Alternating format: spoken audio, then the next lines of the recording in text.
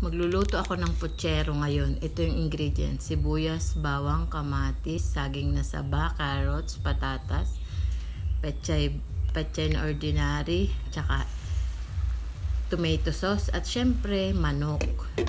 Yan, dahil nagmamadali ako, sineparate ko ng luto. Prinito ko yung carrots tsaka patatas. Isasama ko na rin dyan yung saging. Tapos, igigisa ko na yung baboy na pinakuluan ko hanggang sa matuyo. Gigisa ko ang bawang, sibuyas, at saka kamatis. Ayan.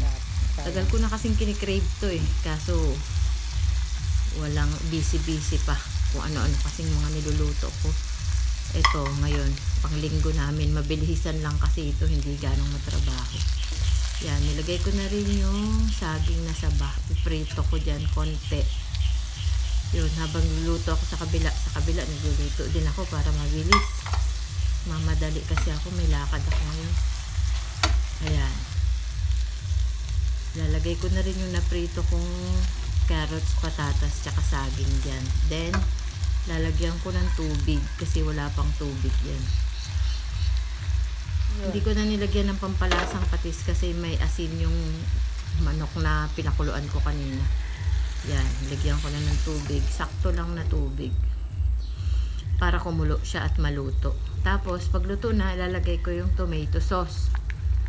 Tomato sauce na maliit lang.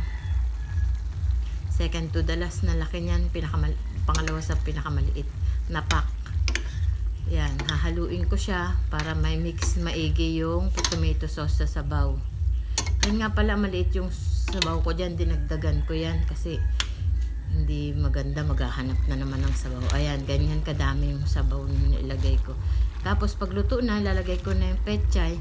Paglagay yung pechay, native na pechay lang ang ginamit ko ha. Mas masarap kasi yan sa panlasa ko. Lagay ko yan, tatakpan ko lang yan. Tapos pag kumulo na, hindi dapat lutong-luto, ganyan lang. Oh, hahaluin ko ulit siya para mag-mix together. Ayan na. Yan ang putsero ko. Sarap yan, manamis-namis.